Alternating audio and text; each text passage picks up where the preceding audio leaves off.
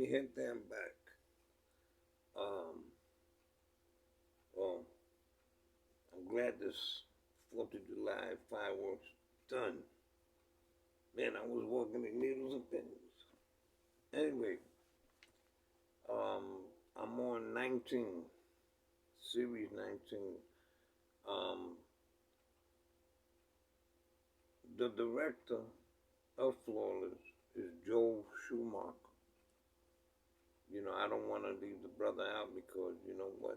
He looked out for us, man. He gave us food, beer, and all that crazy stuff. Remember, we was on a tight budget, man. So, you know, we did the best we could dealing with the situation.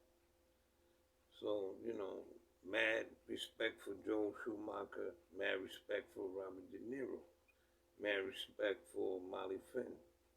All right, and I guess the producer Jane Rosenthal. I gotta give her props because she's like, um, I guess she calls the shots too. Anyway, so we took a break. We chilling. Got me a bud, man, and I sat on the side, and there was pizza and all that. So I started talking. The old man started talking to me, Ron Randall, the the, the actor or the star, because he was a star one time, a big star. And we were talking. He said, that fella, uh, Robert De Niro, is a very nice guy. And I said, I know he is. And I said, I met him before. And he said, you did? He looked at me, you did? I said, yeah. In fact, I met him twice. One time I had to pick up a donation that he gave to my director, Pancho. They call him Marvin Felix Camillo. And another time, we all went out to Broadway Prison to do a show because Mr. De Niro was planning to do a film called Weeds. And Sis Coleman, God bless her, man. Sis Coleman, she hired me for my first job. She was very impressed with my audition. And I got my first job in a movie called Nighthawks, opposite Sylvester Stallone and Billy D. Williams. And so she went out to Broadway. I explained to him. I said she went to Broadway with Bobby De Niro. And we had a great time. We went out there. They met a artist. I forgot. I think his name was Artist. And they met James Scott, the boxer. They called him Superman. He was cool. And we had a great time. So the funny part was we did the show, because the movie Weeds was about a company, a theater company that go from prison to prison doing shows, and that's what we did. We would go from one prison to another. Broadway Prison, Essex County, again, Sing Sing, Elmira, all these places. So,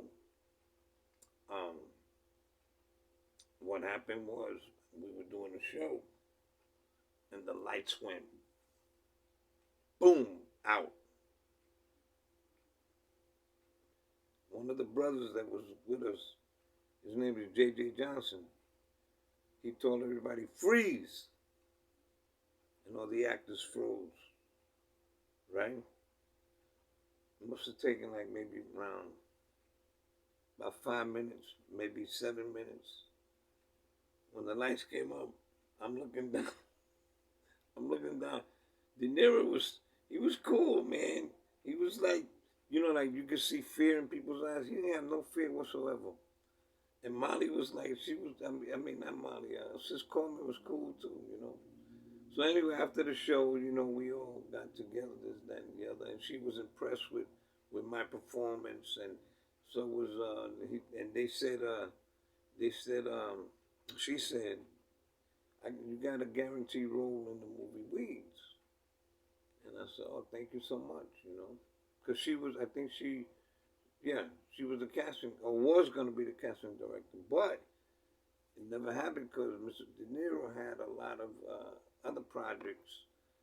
So Nick Nolte ended up doing it. And some clown who I came to meet an audition, I'm not even going to mention her name because the reality is she was a clown. She really didn't know anything about.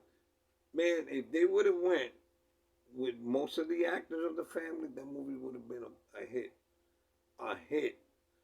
And it fell flat on his face because they brought all these Hollywood types to play inmates. Are you crazy? Are you crazy? I have the same problem with Oz. I'm looking at Oz and I'm looking at these dudes. I'm like,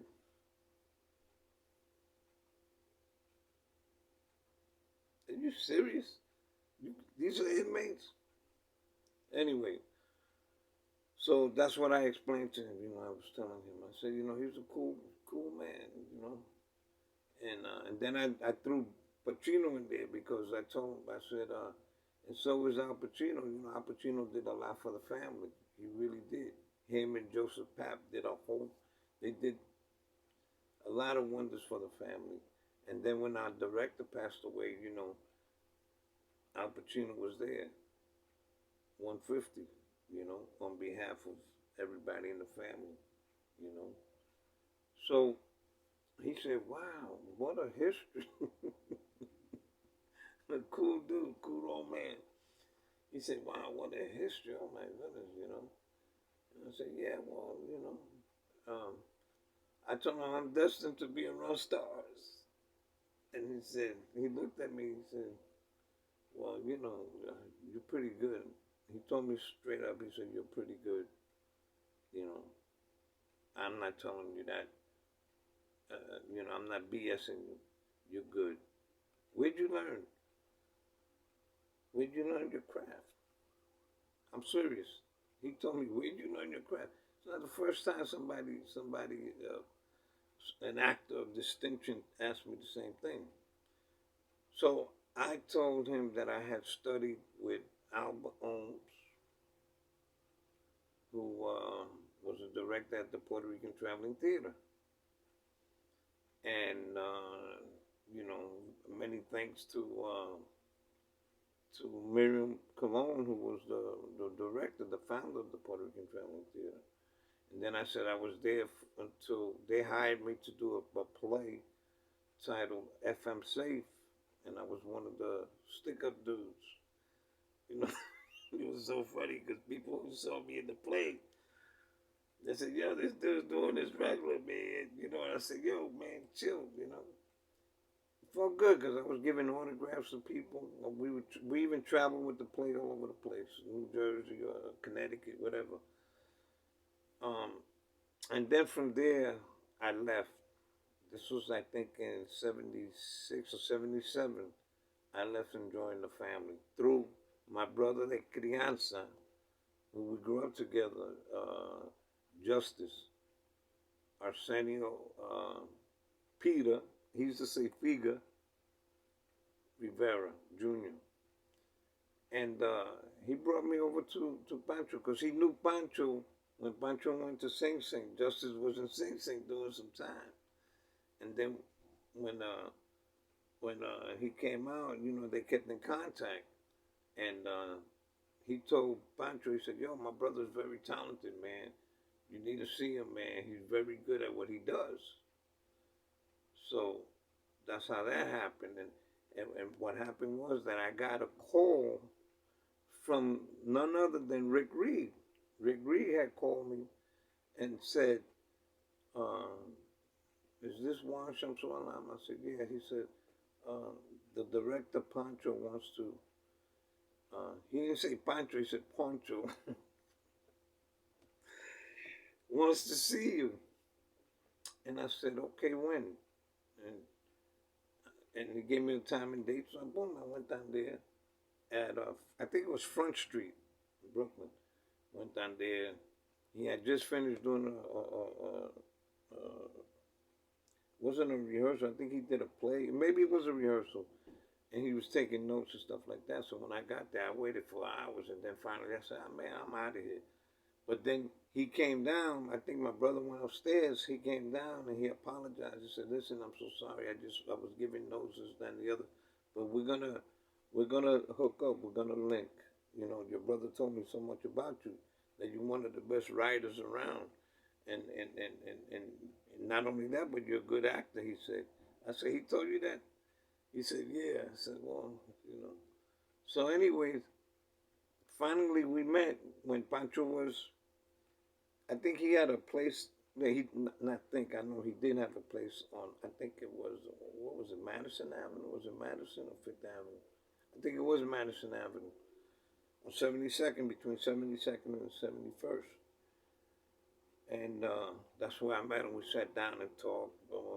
I was able to meet Carla Pinza in that same place.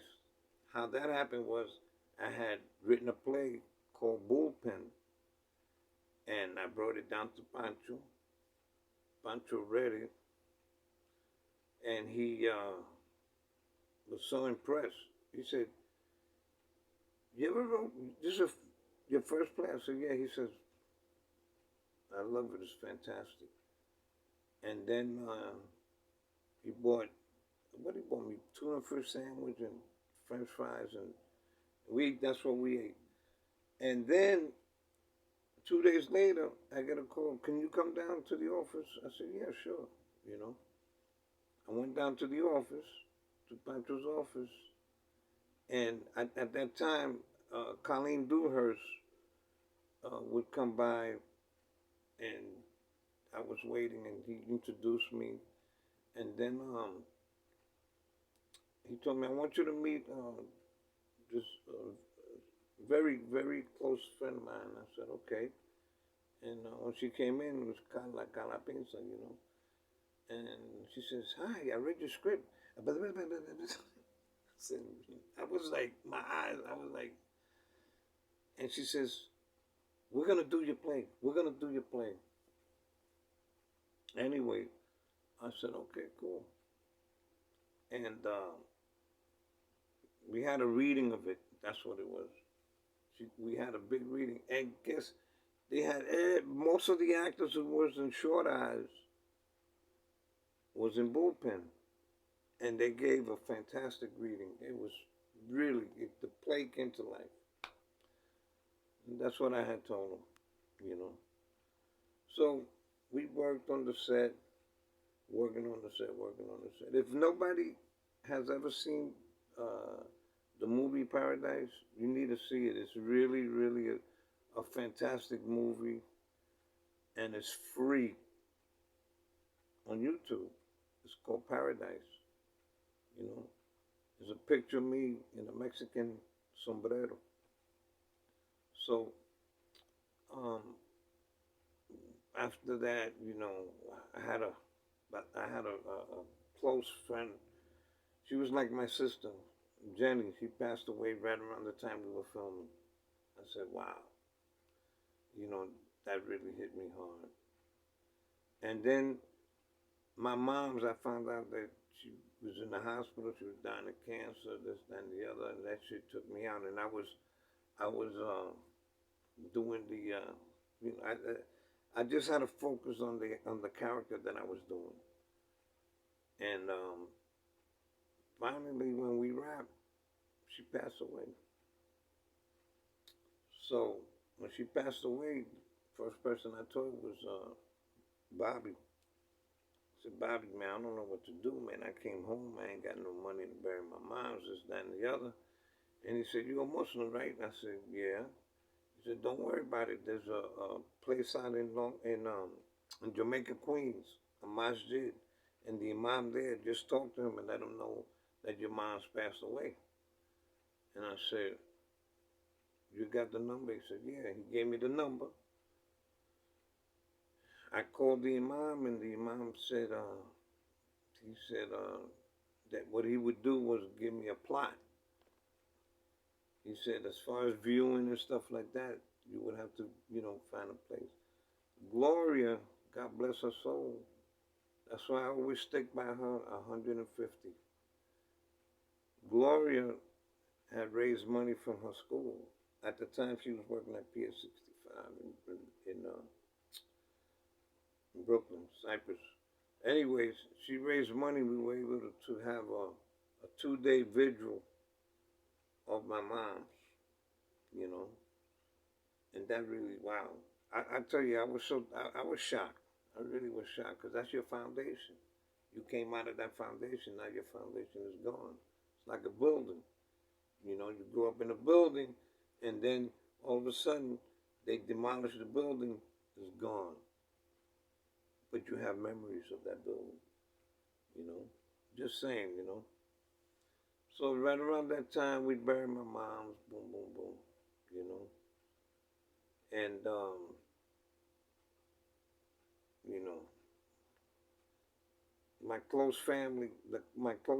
I didn't have a lot of people there because, you know, I just didn't want a lot of fakes or hypocrites. Um, at that time, my son Suleiman and my other son Wesley, they were able to, you know, to come and view my mom, you know, because and my other kids they were in the service, and my niece, my niece, in fact, my nephew Phil went to the hospital with me a couple of times to see moms, you know, and then my sister, I gave sent word to her, but uh, somebody, I think one of her kids messed up and didn't give her the proper information, and she always wanted to get the information, you know. Um, but again, you know, it was one of those things. Now, right around that time, Big D, my boy Big D from Barehill, he comes home. Then my other boy, Dominicano, his name is Duran, he came home, looked me up, boom, boom, boom. So Duran started working on the film, not as an actor. I told him, yo, you can do a role because yo. He said, no, I'll just help out, help out. I said, but I got a sister who can do makeup and this, that, and the other. I said, well, we got a makeup person, but yo, bring her, you know. And he brought her. It's so sad because, you know, and this is around the time. This is right around the time when we were filming and rapping and doing this, that, and the other. That's what it was. And then we got onto another project. But what's so sad was that Duran, he comes home trying to live a clean life, and he came home late one night. He was living in Astoria somewhere. They tried to rob somebody. Some dude tried to rob him, and supposedly I heard that he was running. He tried to jump on the fence, and his watch got caught on the fence. The person came behind him and shot him in the back of the head. I couldn't believe it. Police called me up because he had my telephone number. Police called me up to ask me questions. I said, listen, first of all, I just came home, and I'm not into vice. I'm not into anything. Okay, no, but you know, I said, I don't care. You could have found my picture there. You could have found anything there, man. Don't equate me with the situation that happened over there, because I know you people. You like to flip. Oh, but you know, I said, don't tell me. I'm a grown man. I'm not a kid. You don't tell me what to do. I tell you what to do. You work for me. I don't work for you. Then the guy said, oh, well, you know, okay, do you know? I said, listen, I knew the brother. In fact, he was in one of my plays. He was in a play called My Nuts. I'm serious. I wrote a play called My Nuts. It's about, you know, people with mental problems. And he was one of the, I think he was Pataki in the play. He played the character Pataki. He would have been a great, fantastic actor. Anyways, what happened was that the police tried to get information out of me. I said, listen, that's all. The only thing I can tell you, he worked for me. I don't know anything else after that. And Then my boy Big D, I hooked him up. Well, me and Gloria hooked him up with a friend of hers, you know. And I told D, I said, bro, I hope you straighten out your life, man, because this woman is a good woman, man, you know. And boom, boom, boom, you know. So basically, um, it worked out, and then it didn't work out because they were at each other. First of all, they both Aquarius. You know how that goes. Um, so we had a screening of it. We screened it at the Tribeca Theater, Robert De Niro's place, which is funny. We screened it there, and people were very impressed. They were very impressed with it, you know. So again, if you came out the system or came out of hospital, whatever the case may be, man, stay clean, man. Not only for you, but for your family, for your kids, you know. And believe me, you'll go past that mile financially, mentally, you know. And I gotta thank God, man. I gotta thank my higher power, okay? Really, because trust me, man. A couple of times that I was out there, one day some dude, a friend of Gloria's brother, no son, big dude, he tried to intimidate me because of his physical appearance and man, I showed him some hand skills, man. I went all in. Papi, papi, papi. It's okay, okay, okay. You know. He said he was up north. I said, yeah, okay, you was up north, but you wasn't with nobody. You must have been sleeping all the time. You know. Another time, I go to a store to buy something, and the guy told me, oh, he told me not to pay the Indian any money. I looked at him like he's nuts. I said, what's wrong with you, man? You picked the wrong guy, man. And then I paid the guy. When I walk outside, this guy's behind me. I turned around real quick. I said, yo, what's up with you? And then he went like this. I said, beep, beep, beep, beep. And he said, yo, for an old man, you fast. How you know I was old, man? And yo, but the guy was, there's something wrong with this dude, you know. And I told him, I said, man, look, do me a favor, man, get out of my face, get up, get the effing out this block, man.